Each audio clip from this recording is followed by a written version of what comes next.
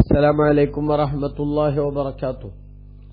ഖുർആൻ പഠനം 1483 സൂറത്തുൽ ഇസ്രാ 2-3 സൂക്തങ്ങൾ. അഊദു ബില്ലാഹി മിനശ് ശൈത്വാനിർ റജീം. ബിസ്മില്ലാഹിർ റഹ്മാനിർ റഹീം. وآتينا موسى الكتاب وجعلناه هدى لبني إسرائيل ألا تتخذوا من دوني وكيلا ذرية من حملنا مع نوح إنه كان عبدا شكورا. صدق الله العظيم. بسم الله والحمد لله والصلاة والسلام على سيدنا محمد وآله وصحبه ومن تبعهم بإحسان إلى يوم الدين. أما بعد. وآتينا موسى الكتاب. മൂസ അലൈഹി ഇസ്ലാമിന് നാം ഗ്രന്ഥം നൽകി. വജഅൽനാഹു, മൂസാ നബിയെ നാം ആക്കുകയും ചെയ്തു. ഹുദൽ ബനി ഇസ്രായീൽ, ഇസ്രായേലികൾക്ക് മാർഗദർശകനാക്കുകയും ചെയ്തു. അല്ലാ തത്തഖിദൂ മിൻ ദൂനി വക്കീല, എന്നെ വിട്ടുകൊണ്ട് നിങ്ങൾ ഒരു സംരക്ഷകനെയും ഉണ്ടാക്കാതിരിക്കാനാണ് ജനങ്ങളെ ഞാൻ അങ്ങനെ ചെയ്തത്. ദുർരിയത മൻ ഹമൽനാ മഅ നൂഹ്, നൂഹ് നബി അലൈഹി ഇസ്ലാമിന്റെ കൂടെ നാം കൊണ്ടുവന്ന ചുമന്ന ചാൽ നാം വഹിച്ച ആളുകളുടെ സന്താനങ്ങളെ നിങ്ങൾ അല്ലാഹുവിനെ അംഗീകരിക്കണം. കാരണം ഇന്നഹു കാന അബ്ദൻ ശക്കൂറ, നിശ്ചയം ഇബ്രാഹിം നൂഹ് നബി അലൈഹി ഇസ്ലാം വളരെ നന്ദിയുള്ള അടിമയായിരുന്നു എന്ന് അല്ലാഹു സുബ്ഹാനഹു വ തആല പറഞ്ഞു. ഇപ്പൊ കഴിഞ്ഞ സൂക്തത്തിൽ മുത്തുനബി സല്ലല്ലാഹു അലൈഹി വസല്ലം തങ്ങൾക്ക് അല്ലാഹു നൽകിയ വലിയൊരു അനുഗ്രഹമാണ് സൂചിപ്പിച്ചത്, ഇസ്രാ എന്ന് പറയുന്ന അനുഗ്രഹം. ആ സംഭവത്തിന്റെ തുടർച്ചയിൽ ഒട്ടനവധി കാര്യങ്ങൾ നടന്നു എന്ന് നമ്മൾ പറഞ്ഞു. നബിതങ്ങളുടെ ഏറ്റവും വലിയ പ്രത്യേകതകളെല്ലാം അല്ലാഹു തആല അംഗീകരിക്കുകയായിരുന്നു ആ യാത്രയിലൂടെ. എല്ലാ അമ്പിയാക്കൾക്കും നേതാവായി ബൈത്തുൽ മുഖദ്ദസിൽ വെച്ച് മുത്തുനബി സല്ലല്ലാഹു അലൈഹി വസല്ലം തങ്ങൾ നിസ്കരിച്ചപ്പോൾ അവരെല്ലാവരും നബി സല്ലല്ലാഹു തങ്ങളുടെ ലീഡർഷിപ്പ് അംഗീകരിക്കുകയായിരുന്നു അവിടെ. അതോടൊപ്പം അള്ളാഹുവുമായി നേരിട്ട് സംസാരിക്കാൻ, അള്ളാഹുവിൽ നിന്ന് സമ്മാനങ്ങൾ ഏറ്റുവാങ്ങാൻ ഒക്കെ മുത്തുനബിക്ക് അവസരം ഉണ്ടായി. അല്ലേ? അതല്ലേ നമ്മൾ ഇസ്രാ മിഅ്റാജിൽ കാണുന്നത്. എല്ലാ നബിമാരെയും ബൈത്തുൽ മുഖദ്ദസിൽ അള്ളാഹു ഒരുമിച്ച് കൂട്ടി അവർക്കെല്ലാവർക്കും ഇമാമായി നബിതങ്ങൾ നിസ്കരിക്കുമ്പോൾ അങ്ങ് ഞങ്ങളുടെ എല്ലാവരുടെയും ലീഡർ തന്നെയാണ് എന്ന് എല്ലാവരും സമ്മതിക്കുകയാണ് അവരുടെ പ്രവർത്തനം മുഖേന. അതുകഴിഞ്ഞ് നബി സല്ലല്ലാഹു അലൈഹി വസല്ലം തങ്ങൾ അള്ളാഹുവുമായി സംസാരിക്കുന്നു. അത്തഹയ്യാത്തുൽ മുബാറകാത്തുസ് സ്വലവാത്തുത് തയ്യിബാത്തു ലില്ലാഹ് എന്ന് അള്ളാഹുവിന് നബി സല്ലല്ലാഹു അലൈഹി വസല്ലം തങ്ങൾ കാഴ്ച സമർപ്പിക്കുന്നു, സമ്മാനം നൽകുന്നു. അത് ലഭിച്ചപ്പോൾ അല്ലാഹു തആല മുത്തുനബിക്ക് തിരിച്ചു കൊടുത്തിട്ടുള്ള മറുപടി എന്താ? അസ്സലാമു അലൈക അയ്യുഹൻ നബിയ്യു വറഹ്മത്തുള്ളാഹി വബറകാതുഹു. നബിയെ, അങ്ങേക്ക് അല്ലാഹുവിൽ നിന്നുള്ള ശാശ്വത സമാധാനം ഉണ്ടാകും, കാരുണ്യവും അനുഗ്രഹങ്ങളും നിരന്തരം വർഷിച്ചുകൊണ്ടിരിക്കും. ഒരു മനുഷ്യനെ സംബന്ധിച്ചിടത്തോളം ഇതിലും വലിയ അംഗീകാരം, ഇതിലും വലിയ സന്തോഷം ഇനി മറ്റെന്തു നേടാനാണ്? എന്നാൽ ആ വലിയ അനുഗ്രഹവും സന്തോഷവും നേടിയ നേരത്തും മുത്തുനബി സല്ലല്ലാഹു അലൈഹി വസല്ലം തങ്ങൾ ആ സന്തോഷത്തിൽ മതിമറന്നു നിൽക്കാതെ, ആ കിട്ടിയ സന്തോഷത്തിലുള്ള ആഹ്ലാദത്തിൽ മറ്റെല്ലാം മറന്നുപോകാതെ നബി സല്ലല്ലാഹു അലൈഹി വസല്ലം തങ്ങൾ സാധുക്കളായ നമ്മളെ കൂടി ഓർക്കുകയും ഈ യാത്രയുടെ ബെനിഫിറ്റ് ഉമ്മത്തിനു കൂടി ഉപകാരപ്പെടണമെന്ന് ചിന്തിക്കുകയും ചെയ്തു എന്ന് പറഞ്ഞാൽ ആ നബിതങ്ങൾക്ക് നമ്മളെക്കുറിച്ചുള്ള കെയറും ശ്രദ്ധയും എത്രയാണെന്നൊന്ന് ആലോചിച്ചു നോക്കണം ഒരു നിമിഷം. അപ്പോഴാണല്ലോ മുത്തുനബി പറയുന്നത്, അസ്സലാമു അലൈനാ, പടച്ചോനെ നമുക്ക് നിന്റെ സലാമൊക്കെ വേണം, പക്ഷേ എനിക്ക് മാത്രം പോരല്ലോ, വഅലാ ഇബാദില്ലാഹിസ് സാലിഹീൻ, സജ്ജനങ്ങളായ മുഴുവൻ ആളുകൾക്കും ഇതിന്റെ ഗുണം ലഭിക്കണം. കാരണം അവർക്കൊന്നും ഇതുപോലൊരു ഒരു മിഅ്റാജിന് അവസരം ഉണ്ടാവൂല. അപ്പൊ അവസരം കിട്ടാത്തവർക്കും നേതാവായ എന്റെ യാത്ര കൊണ്ട് ബെനിഫിറ്റ് ഉണ്ടാവണം എന്ന് മുത്തുനബി ആവശ്യപ്പെട്ടു. അള്ളാഹു അത് നടപ്പാക്കി കൊടുക്കുകയും ചെയ്തു. അതുകൊണ്ടാണല്ലോ നമ്മളെല്ലാവരും നിസ്കരിക്കുന്ന നേരത്തെ അസ്സലാമു അലൈനാ വഅലാ ഇബാദില്ലാഹിസ് സാലിഹീൻ എന്ന് അത്തഹിയ്യാത്തിൽ ഓതുമ്പോൾ ഇതിന്റെ ഗുണം എല്ലാ വിശ്വാസികളായ അടിമകൾക്കും എത്തിക്കൊണ്ടിരിക്കുമെന്ന് ഇമാം ബുഖാരി റളിയല്ലാഹു അൻഹു ഉദ്ധരിച്ച ഹദീസിൽ കാണാം. അപ്പൊ എന്തൊരു വലിയ അംഗീകാരം! ഈ യാത്ര കൊണ്ട് നബിതങ്ങളുടെ പേഴ്സണാലിറ്റി അങ്ങേയറ്റം ഉയർന്നു നിൽക്കുന്നു എന്നത് മാത്രമല്ല, അതിന്റെ ഗുണഫലം നമ്മൾ കൂടി നിരന്തരം ആസ്വദിച്ചുകൊണ്ടിരിക്കുകയാണ്, അനുഭവിച്ചുകൊണ്ടിരിക്കുകയാണ് എന്ന് പറയുമ്പോൾ ഇസ്രാവും മിറാജുമൊക്കെ വല്ലാത്ത സന്തോഷത്തോടെ തന്നെയല്ലേ വിശ്വാസികൾ കാണേണ്ടത്? അത്തരമൊരു സംഭവം നടന്ന ഒരു രാവ് എന്നൊക്കെ പറയുമ്പോൾ അത് മുഅ്മിനീങ്ങൾക്ക് മറക്കാൻ പറ്റുമോ? അവരുടെ ജീവിതത്തിൽ അതിനെക്കുറിച്ച് ഓർക്കാതിരിക്കാൻ സാധിക്കുമോ എന്നതൊക്കെ ചിന്തിക്കേണ്ട വിഷയമാണ്. ഏതായാലും അത് അവിടെ നിന്ന് അല്ലാഹു തആല നബി സല്ലല്ലാഹു അലൈഹി വസല്ലമ തങ്ങൾക്ക് 50 നേരത്തെ നിസ്കാരം സമ്മാനമായി നൽകുകയും അതുമായി തിരിച്ചു വരുമ്പോൾ പക്ഷേ ആറാനാകാശത്ത് വെച്ച് മൂസാ നബി അലൈഹിസ്സലാം എന്തെങ്കിലും സമ്മാനം കിട്ടിയോ എന്ന് ചോദിക്കുകയും സമ്മാനം കിട്ടിയെന്നും 50 നേരത്തെ നിസ്കാരമാണെന്നും ഞാനതുമായി പോവുകയാണെന്നും പറഞ്ഞപ്പോൾ ഒരിക്കലും ഇതുമായി നിങ്ങൾ ഭൂമിയിലേക്ക് പോകുന്നത് ശരിയല്ല, നിങ്ങൾ തിരിച്ചുപോയി ചുരുക്കിത്തരാൻ ആവശ്യപ്പെടണം നാഥനോട് എന്നാവശ്യപ്പെട്ടതും നിർബന്ധിച്ചപ്പോൾ അല്ലാഹുവിന്റെ റസൂൽ സല്ലല്ലാഹു അലൈഹി വസല്ലം തിരിച്ചുപോയി പടച്ചോനെ ഇതൊക്കെ കൂടെ താങ്ങാനാവില്ല ഉമ്മത്തിന് എന്ന് പറയുകയും 5 കുറച്ചു കൊടുക്കുകയും ചരിത്രം ഞാൻ വിശദീകരിക്കുന്നില്ല. അങ്ങനെ 9 തവണ മുസാൻ മാ ബൈന റബ്ബിൻ വൽ കലീമി തറദ്ദദ തഖ്ഫീഫ മഫ്റൂളിൻ അലൈഹി തശദ്ദദ 50 നഹബൽ 5 ഹത്താ ഹുദ്ദിദ ഇദ് ജാ യുകല്ലിമു റബ്ബഹു തക്ലീമാ സല്ലു അലൈഹി വസല്ലിമു തസ്ലീമാ. ബഹുമാനപ്പെട്ട ഉമർ ഖാദി റളിയല്ലാഹു അൻഹു പറഞ്ഞതുപോലെ മൂസാ നബി അലൈഹിസ്സലാം ഇനിയും കുറക്കാൻ വേണ്ടി ആവശ്യപ്പെടണമെന്ന് പറയും, മുത്തനബി പോവും 5 കുറക്കും, 9 വട്ടം പോയി കുറച്ചു. പക്ഷെ ആ തവണ അവസാനത്തെ പോക്കിൽ അല്ലാഹു തആല പറഞ്ഞു ഇത് 50 ഇത് 5 പക്ഷെ 50ന്റെ പ്രതിഫലം ഉണ്ടാവും. ആ പറഞ്ഞതിൽ ഒന്നുകൂടി അടങ്ങിയിട്ടുണ്ട്, ഇനി ഇതിന്ന് കുറക്കാൻ വേണ്ടി ഇങ്ങോട്ട് വരണ്ട എന്ന ഒരാശയം.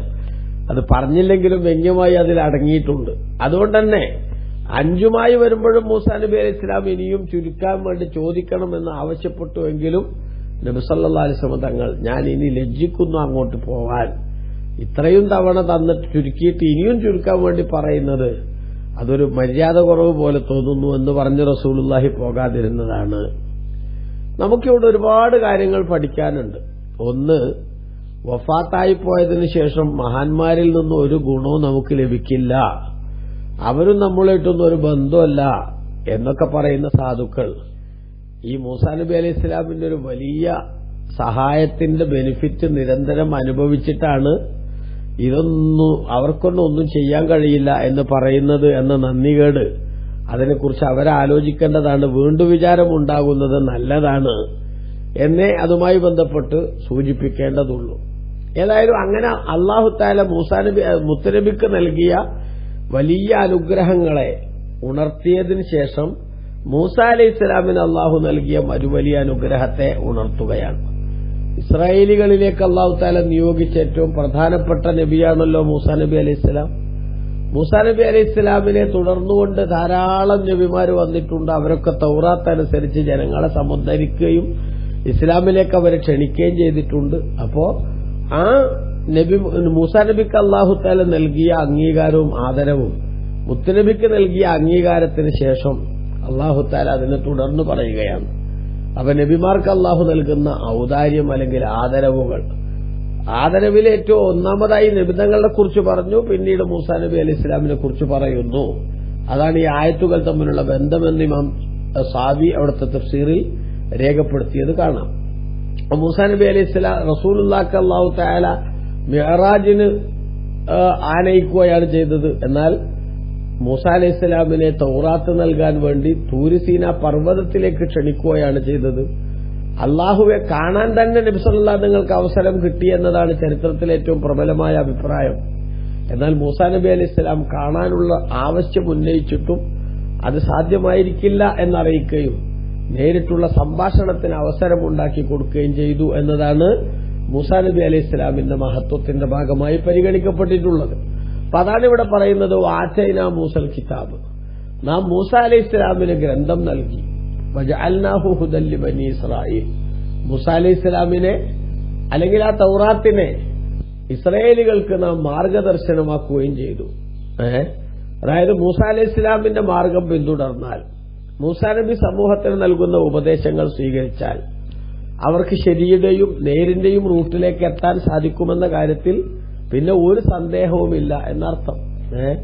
അങ്ങനെ മൂസാ അലൈഹി ഇസ്ലാമിന് ഗ്രന്ഥം നൽകിയതും മൂസാ അലൈഹി ഇസ്ലാമിനെ മാർഗദർശകനാക്കിയതും എന്തിനാണ്? അത് അല്ലാ തത്തഖിദൂ മിൻ ദൂനി വക്കീല, ജനങ്ങളെ നിങ്ങൾ എന്നെ വിട്ടുകൊണ്ട് മറ്റൊരു സംരക്ഷകനെ ഉണ്ടാക്കാതിരിക്കാനാണ്. അഥവാ അള്ളാഹുവിന്റെ ഏകത്വം സമ്മതിക്കാനും അവനെ മാത്രം ആരാധ്യനായി കാണാനും ജനങ്ങളെ ഉത്ബോധിപ്പിക്കുകയും അവരെ അതിന് ഉപദേശിക്കുകയും ചെയ്യുന്ന ഡ്യൂട്ടിയാണല്ലോ എല്ലാ നബിമാരും നിർവഹിച്ചിട്ടുള്ളത്. അപ്പൊ അങ്ങനെ നബിമാരുടെ നിർദ്ദേശങ്ങൾ ഉൾക്കൊണ്ട് മാർഗദർശനം നൽകാൻ വന്ന മൂസാ നബിയെ നിങ്ങൾ ഫോളോ ചെയ്യുകയാണെങ്കിൽ പിന്നെ അള്ളാഹു അല്ലാത്ത ഒരു ദൈവത്തെയും നിങ്ങൾ അംഗീകരിക്കാൻ പാടില്ല, ഉൾക്കൊള്ളാൻ പാടില്ല. ഇത് പറയാനാണ് മൂസാ അലൈഹി ഇസ്ലാമിനെ നിങ്ങൾക്ക് നേതാവാക്കി തൗറാത്ത് എന്ന മഹത്തായ ഗ്രന്ഥവും നൽകി ഞാൻ അയച്ചിട്ടുള്ളത് എന്നാണ് അല്ലാഹു സുബ്ഹാനഹു വ തആല പറയുന്നത്.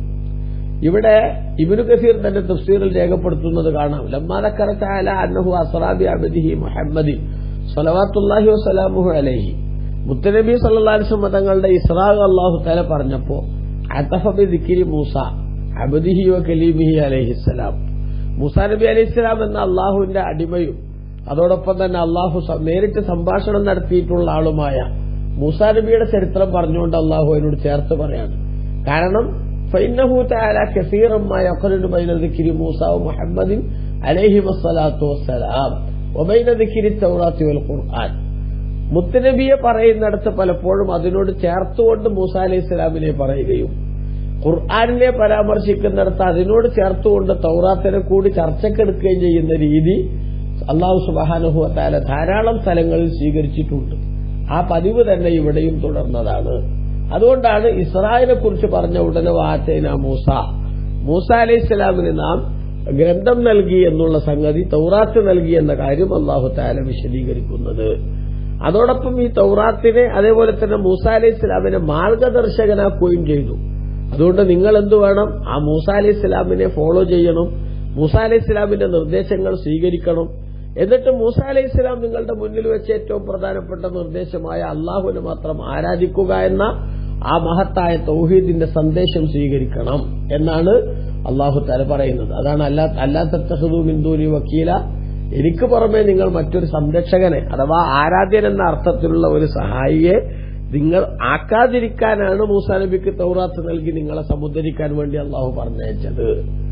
എന്നിട്ട് അള്ളാഹു പറയുന്നു ദുർരിയ്യത മൻ ഹമൽനാ മഅ നൂഹിൻ, നൂഹ് നബി അലൈഹി ഇസ്ലാമിന്റെ കൂടെ നമ്മൾ വഹിച്ച അല്ലെങ്കിൽ കപ്പലിൽ കയറ്റിയിട്ടുള്ള ആളുകളുടെ സന്താനങ്ങളെ, നൂഹ് നബിന്റെ കൂടെ തൂഫാൻ ജലപ്രളയത്തിന്റെ സമയത്ത് കപ്പലിൽ കയറ്റിയിട്ടുള്ള ആളുകളുടെ സന്താനങ്ങളെ എന്ന് പറഞ്ഞാൽ പിൽക്കാലത്ത് നൂഹ് നബി അലൈഹി ഇസ്ലാമിന്റെ കാലത്തുണ്ടായ തൂഫാൻ ജലപ്രളയത്തിന് ശേഷം പിൽക്കാലത്ത് മനുഷ്യ സമൂഹം ഇവിടെ നിലനിന്നത് മുഴുവനും ആ കപ്പലിൽ യാത്ര ചെയ്ത ആളുകളുടെ പിൻഗാമികളായിട്ട് അവരുടെ സന്താന പരമ്പരയിലുള്ളവരായിട്ട് മാത്രമാണ്.